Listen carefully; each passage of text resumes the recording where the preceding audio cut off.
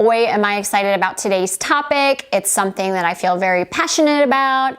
I think it's one of the most important aspects of your wardrobe, and it's spring wardrobe basics. Yay! Like your home, your wardrobe needs a solid foundation, and that's what your basics are. Your basics are your foundation for your wardrobe. Without that solid foundation, you can't build.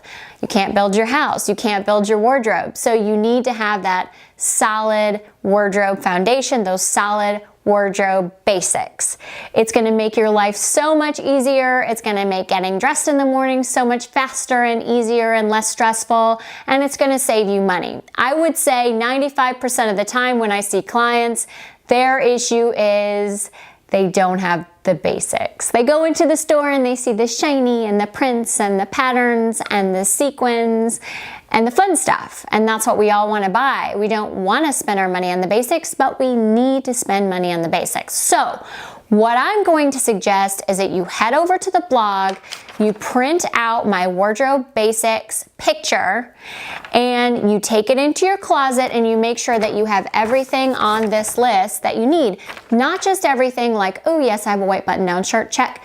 Make sure that you have everything, that it fits you well, that you like it, that you feel cute in it, and that it actually is new, fresh, modern, and looks new. Like sometimes we have white shirts. We really need to replenish these kind of every 1 or 2 years because they get yellowed from time, they get yellowed from the dry cleaner, they get yellowed from wear. Maybe they have deodorant stains, maybe there are other stains around the collar. So you want to make sure that the pieces you have don't just check a box, that they also check the other boxes of you look cute in them, you like them, they're modern, they fit you, and they're not damaged or worn out. So I could spend hours talking about everything on this list, and I don't want to bore you with that video. So what I'm going to do is kind of run through the list, talk about some really important highlights. So first, let's start with tops. I would say a white button down is essential. If you're particularly busty, that may be challenging and you may want to avoid a white button down, but why I like a white button down is it's very classic. It's a great layering piece. If you live in a cooler climate, you're going to be layering year round. And it's just something you can easily throw on with jeans or a blazer, jeans and a blazer, or just with jeans. It's just a great piece to have, very versatile. You can throw it on over a swimsuit if you need to as a cover up. So I happen to like the ones that don't require ironing. I really don't like ironing. If I have to have anything that has wrinkles in it, I will wash it. I'll use a non-iron spray, or I hate to iron spray, I think it's called. And I will use a steamer over an iron any day. I don't like ironing. But I have a particular white button down that I think is wonderful, especially for mature women. It's got a really dramatic pop collar when you put it up. It's very crisp. It doesn't wrinkle. It's a good one. So I'm going to put that one on the blog. It's by Calvin Klein, so be sure to check that out. I think, you know, in addition to the white button down, you have to have a white, just regular blouse. I would suggest having both a short sleeve and a long sleeve one, or a short sleeve and a 3/4 sleeve one. You know, I think one white cotton blouse is great, and then I think one dressier blouse, maybe in a chiffon or a silk, is wonderful. You've got to have tees, t-shirts, short sleeve, long sleeve. Those are just basic, great layering pieces. I think you should have black and white. Camis, you need to have them to wear under stuff, wear under things that are sheer. Again, black and white is a must. In your basic tops also, you should have at least 2 colorful blouses, whether that's a print or a solid, just something that you can wear with your basic pants or your basic skirts. That's going to be a must. And then I would say one cardigan is a great investment, and a fail-safe length for your cardigan or your sweater or your top is always hip length. So wherever your hip bone sticks out from your leg, that's a good length in terms of being fail-safe and most flattering and most proportionate for most people, for most body types. Okay, moving on to pants and jeans. Now I specified dark wash jeans because I think dark wash jeans are the most slimming, I think they're the most elongating, I think they're the most flattering, and they're the most sophisticated and dressy. So they work for casual Fridays, they work for dinners out or events, and I think they're the most age appropriate. You're gonna see a lot of variations of light blue, you're gonna see a lot of distressing, but at the end of the day, you gotta have those dark wash jeans, especially for women over 40. So I would definitely pick up the dark wash skinny jean and a dark wash boot cut or flared jean. I think a great spring summer trouser is an ankle pant. That's skinny all the way through the leg, but cuts off at the ankle. I think when you go a little bit higher than that, it gets a little bit trickier. It can be a little bit more, you know, can kind of shorten you a bit more. So I would say go with an ankle trouser. You know, shorts are optional. Not everybody likes to wear shorts, especially over 40, so that has to be at your discretion and what you're comfortable with. I happen to like wearing, well, I feel like it's a necessity for me to wear shorts here in South Texas. And I did a whole video on wearing shorts over 40 if you want to check that out. Also, black leggings, that's a good versatile thing to have. You know, lycée leggings are very popular. They were featured on Oprah back in the day, and they're very slimming. Spanx makes leggings now too, which I think is wonderful.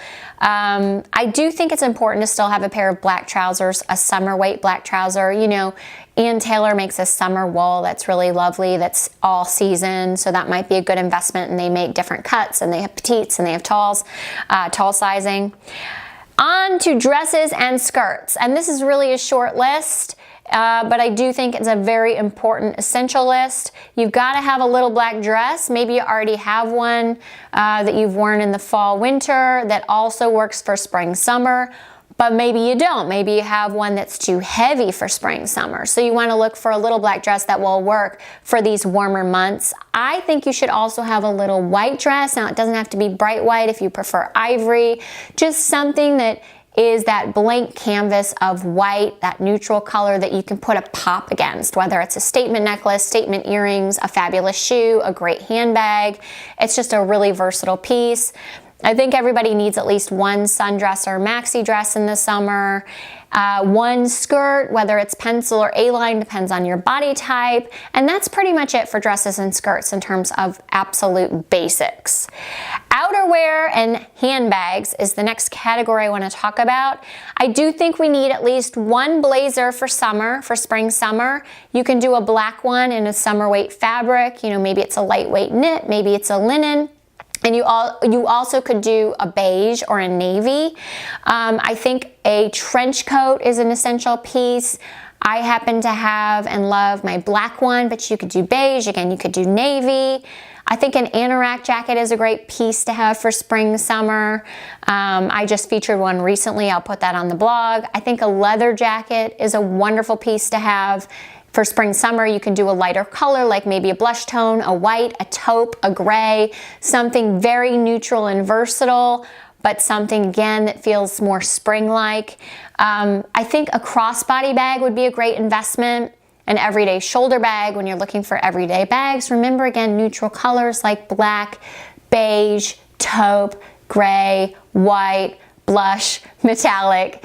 And definitely when you're looking at your everyday bag, think about, does it have like really hardcore, you don't want a lot of hardware happening. You want a minimal hardware so that it has maximum versatility. And then you need one clutch, because sometimes you're gonna go to something a little fancier. I don't like to buy like evening bags that you can only wear to these big gala events. I have a couple envelope clutches kicking around that I can wear during the day or to an evening event. That to me has more versatility and more purpose. Shoes, you know, you have to have flats. There's no question. I would steer you in the direction of the pointed toe flat, but you can do a regular ballet flat if pointed toe just doesn't work for you, whether you have bunions or you have a wide toe bed. You know, I've talked about before my love of Sam Edelman Felicia flats. I know a lot of people like Tory Burch flats. Teaks makes great comfortable flats. You also want to have a black or nude heel. Again, if you can't do the heel, we're back to the flat. One pair of statement shoes. This should be a pair of shoes that really stand out, that you really love, whether it's a lace-up or a beaded shoe or a bright, bold primary color, or it has a pattern, or it has a butterfly on it, or just something that really is making a statement and something that will really add a lot of interest to your overall look. I think you should have a you should have at least one pair of sandals for summer, whether that's black, nude, or metallic. They're all extremely neutral, or you can have all three, which I think is a great idea. And then just one pair of summer booties. That's a big trend right now. Again, I think they have a lot of versatility. You get them in a neutral color, you get them in a beige or skin tone color, and a black. You get a peep toe booty or something strappy. It's really lovely and very versatile. And then lastly, just want to talk about accessories. I think a scarf is really a great piece to have right now. Scarves are back in a big way. You know, you can do an infinity scarf, so you don't have to monkey around with how do I tie this, or you could try one of the smaller scarves that are very much on trend right now. I would just caution you that if your neck is kind of short like mine is, to do something that's V-neck or scoop neck, or you unbutton a button-down blouse to create a little more space and length right here around the chest. Also, you have to have a statement shoes. A statement necklace is a great idea. You know, there's so many wonderful affordable options right now. You know, this is an example of a statement necklace that I bought at Bobble Bar and I wear all the time. It's really a wonderful piece. So in addition to your statement piece though, you should have some great substantive everyday pieces. And if you haven't seen my basic accessory wardrobe video, you should watch that for more details about your basic everyday accessories. But essentially, you just need one substantive necklace that you can wear every day, one pair of earrings, one bracelet, and you're done. And what do I mean by substantive? I mean something that you can actually see that adds some interest to your look. So if you have to like get a microscope out to see your jewelry, that's probably not adding much to your look. So you want to get something that people are going to notice and see, but it's not so over the top that you can't wear it with pretty much everything. So those are, you know, the basics in a nutshell for spring, summer. Again, let me know if you have any questions. Don't forget to print out your checklist that's going to be on the blog. Go into the closet, make sure you have all those pieces. I hope that was helpful to you guys. I get like so fired up when I talk about this stuff because I'm very excited about it, very passionate about it, and I think it's so important. So I hope it's helpful, and you'll let me know if you have questions, and I will see you next time. Thank you so much for watching. Bye.